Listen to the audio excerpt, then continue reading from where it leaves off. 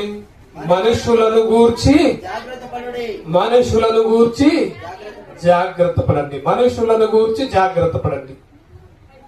ఇక మనుషులను గూర్చి కూడా చాలా జాగ్రత్తగా ఉండాలట మనం. ఎందుకో తెలుసా? మనుషులు ఎంత డేంజరో దేవుడు చెప్తాడు. మన కళ్ళకు కూడా కనపడుతుంటాయి.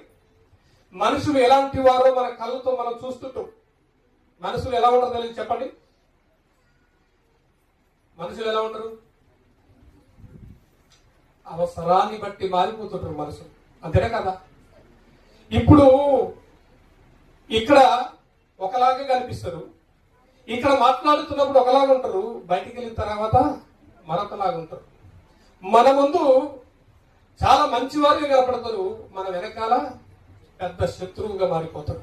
మనుషులను నమ్మటం చాలా కష్టమైపోయింది ఈ రోజుల్లో. ఎవరిని నమ్మాలో ఎవరిని నమ్మకూడదో అర్థం కాని పరిస్థితి. ఎందుకు అనంటే నటన ఎక్కువైపోయింది. నటన మంచివారి కంటే మహా మంచిగా నటిస్తున్నారు మనుషులు. మామూలు మంచివారి కంటే చాలా మంచివారుగా నటిస్తున్నారు. కాబట్టి ఎవరిని నమ్మాలో అర్థం కాని పరిస్థితిలో ఉన్నది సమాజం. కాబట్టి మనుషులను గూర్చి జాగ్రత్త పడండి. మనుషులను గురించి జాగ్రత్త పడండి. ఎందుకయ్యా మనుషులను గురించి జాగ్రత్త పడాలి అంటే వారు చాలా డేంజర్ అని చెప్పింది. వారి మనసు చాలా డేంజర్, వారి హృదయము చాలా చెడ్డది. మనిషి క్షణం క్షణం మారిపోతా ఉంటాడు, నిమిషానికి ఒక తీరు మారిపోతా ఉంటాడు, గంటకు ఒక రకంగా మారిపోతా ఉంటారు, రోజుకు ఒక రకంగా మారిపోతా ఉంటారు. ఎన్ని రకాలుగా మారుతారో మనుషులు. ఉన్నది ఒకటే నాలుక, ఎన్ని రకాలైన మాటలు వస్తాయో దీనితో, అంతేనా? అందుకోసమే ఒకసారి ఆ మాట చూడండి. ఆదికాండం 8వ అధ్యాయము 21వ వచనం. ఆదికాండం 8వ అధ్యాయం 21వ వచనం. మనుషులు ఎలాంటి వారో దేవుడు చెప్తున్నాడు.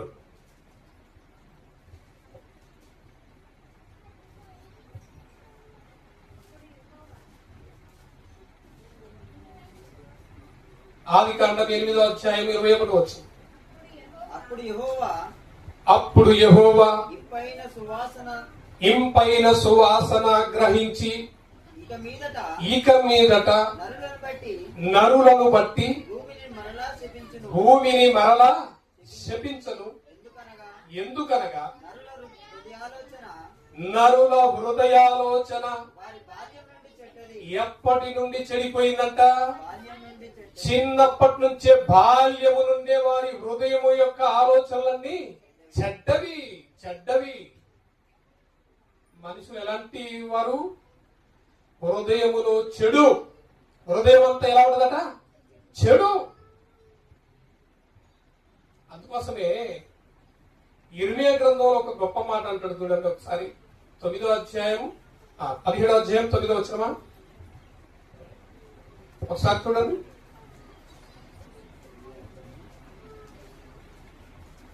ఇర్మియా గ్రంథం 17వ అధ్యాయం 9వ వచనం అనుకుంటా.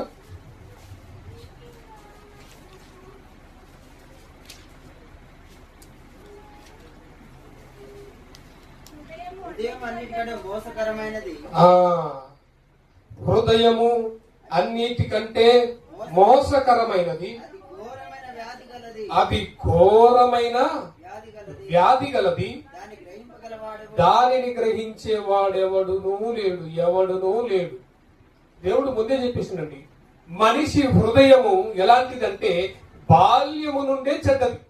బాల్యము నుండే చెడ్డది. అది ఎంత చెడ్డదంటే ఇక్కడ చెప్తున్నాడు, హృదయము అన్నిటికంటే మోసకరమైనది, అది ఘోరమైన వ్యాధి గలది, దాన్ని గ్రహించేవాడెవడునూ లేడు. అందుకే మనిషి రకరకాలుగా మారిపోతుంటాడు. రోజుకో రకంగా, గంటకో రకంగా, నిమిషానికి ఒక రకంగా మనిషి మారిపోతుంటాడు, మాట మారుస్తా ఉంటాడు. అవునా కదా? ఇప్పుడు మాట్లాడుకున్న మాట ఇంకాసేపటి తర్వాత ఉండదు. ఇక్కడ మాట్లాడే మాట ఇంకో దగ్గరికి వెళ్ళి తీసుకెళ్లి ఇంకొక దగ్గర చెప్తారు, అక్కడి నుంచి మరొక దగ్గరికి వెళ్ళి చెప్తారు. అవునా కదా? ఈ విధంగా మనిషి తయారైపోయాడు. అందుకే మీరు మనుషుల విషయమై జాగ్రత్త పడండి. మనుషులను గూర్చి మీరు జాగ్రత్త పడండి. వారు చాలా భయంకరమైనటువంటి వారు. వారి హృదయము బాల్యము నుండి చెడ్డది. ఆ హృదయము చెడిపోయింది. మానవ హృదయము చెడిపోయింది. ఈ చెడిపోయిన హృదయముతో వీళ్ళు చేస్తున్న పనులు ఎలా ఉంటాయో తెలుసా? ఎలా ఉంటాయో తెలుసా? ఒకసారి చూడండి ఆ మాట. తిమోతీయులకు రాసిన 2వ పత్రిక, తిమోతీయులకు రాసిన 2వ పత్రిక 3వ అధ్యాయం 2వ వచనం.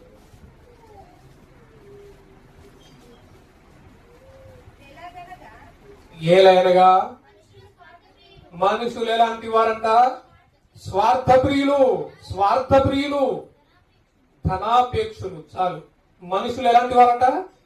స్వార్థప్రియులు, ధనాపేక్షులు. ఎందుకు అనంటే హృదయము దేనితో నిండి ఉన్నది? చెడు. హృదయము చెడుతో నిండి ఉన్నది. కాబట్టి మనుషులు ఎలా మారిపోయినంటే స్వార్థప్రియులు. స్వార్థప్రియులు. ఈ స్వార్థప్రియులకు ఉన్నటువంటి ఆశ ఏంటో తెలుసా? ధనాపేక్ష. ఈ స్వార్థప్రియులకు ఉన్నటువంటి ఆశ ఏంటి? ధనాపేక్ష. ధనాపేక్ష. పైకి మంచి వారిలాగానే కనపడతారు, పైకి మంచి భక్తుల్లాగానే కనపడతారు, పైకి మంచి సహోదరులాగానే కనపడతారు, పైకి మంచిగా మాట్లాడిన వారిలాగానే కనపడతారు. లోపల మొత్తము చెడు. లోపల ఎలా ఉందట? చెడు, దుర్మార్గత, దుష్టత్వం, భయంకరమైన చెడుతో ఉంటది హృదయం, మానవ హృదయం. మనుషులు నమ్ముతున్నావా? స్నేహాలను నమ్ముకొని పోతున్నావా? జాగ్రత్త, జాగ్రత్త. వాళ్ళ వలన నీకు హాని కలగబోతుంది, వాళ్ళ వలన నీకు నష్టం కలగబోతుంది, వాళ్ళ వలన నీ ఆత్మీయ జీవితం నష్టంలోనికి వెళ్ళబోతుంది. జాగ్రత్త. మనుషులను గురించి జాగ్రత్త పడండి. ఎంతటి భయంకరమైన మనుషులు తెలుసా ఈ మనుషులు? ఎలాంటి వారు? మరొక మాట మనుషుల గురించి చూద్దాం. ఇర్మియా గ్రంథం 9వ అధ్యాయము 4వ వచనాన్ని చదవండి. ఇర్మియా గ్రంథం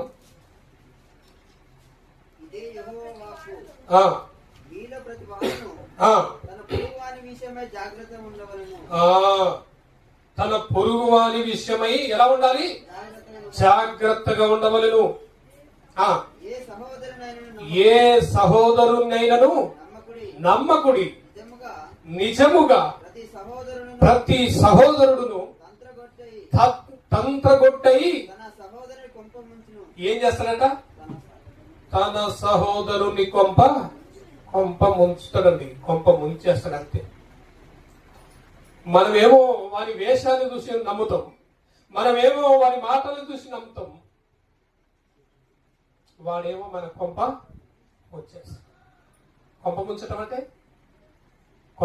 అంటే కొంపను తీసుకెళ్ళే నీళ్ళ ముంచటమా? నీ జీవితాన్ని ముంచేస్తాడు అంతే. నీ జీవితాన్ని జల సమాధి చేసేస్తాడు అంతే. అంతేనే కాదు.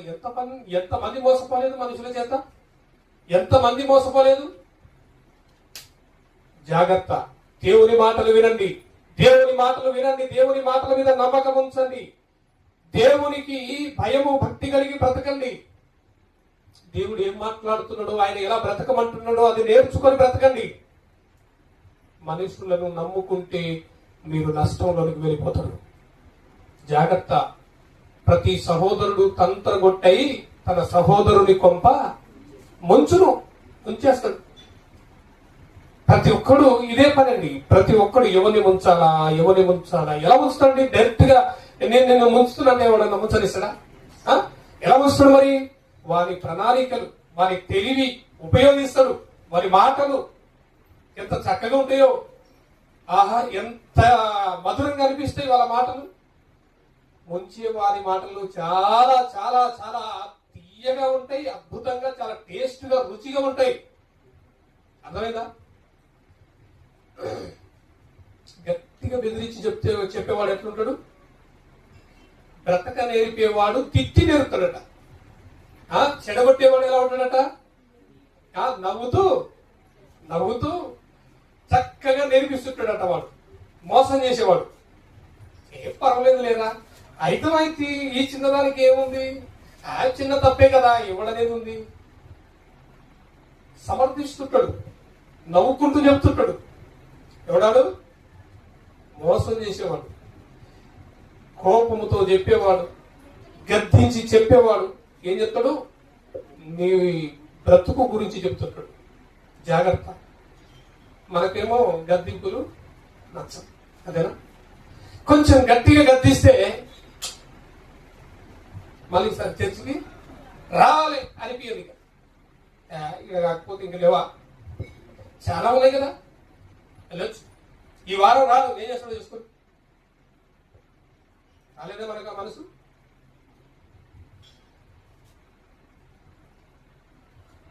దేవుని భక్తులు ఏం మాట్లాడిందో తెలుసా? నీతిమంతులు నన్ను కొట్టుట నాకు ఉపకారము అని అంటాడు. నీతిమంతులు నన్ను దండించుట నాకు మేలు, నాకు మేలు. వాళ్ళు నన్ను దండిస్తే నాకు మేలు, వాళ్ళు నన్ను కొడితే నాకు ఉపకారం. ఎందుకు? నిన్ను దండించకపోతే, నిన్ను కొట్టకపోతే నీవు ప్రమాదంలో పడిపోతావు. అందుకోసమే నీ మంచి కోరి డైరెక్ట్ గా చెప్పింది కదా ఒక మాట. చదవండి ఆ మాట సామెతల గ్రంథంలో. మేలును కోరి స్నేహితుడు గాయములు చేయను. వాళ్ళకి చెప్పండి. అధ్యాయం ఎంత? 27వ అధ్యాయము. 27వ అధ్యాయం సామెతల గ్రంథం 27వ అధ్యాయం 6వ వచనం. మేలును కోరి స్నేహితుడు ఎలా చేస్తాడట? గాయములు చేస్తాడు. భగవాన్ ఏం చేస్తాడు? లెక్కలేనన్ని ముద్దులు పెడుతున్నాడు. అంటే ప్రేమ చూపిస్తుంటాడు.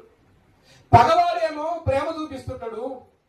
స్నేహితుడు, నిజమైన స్నేహితుడేమో గాయాలు చేస్తుంటాడు. ఎక్కడ? మనసుకు గాయాలు చేస్తుంటాడు.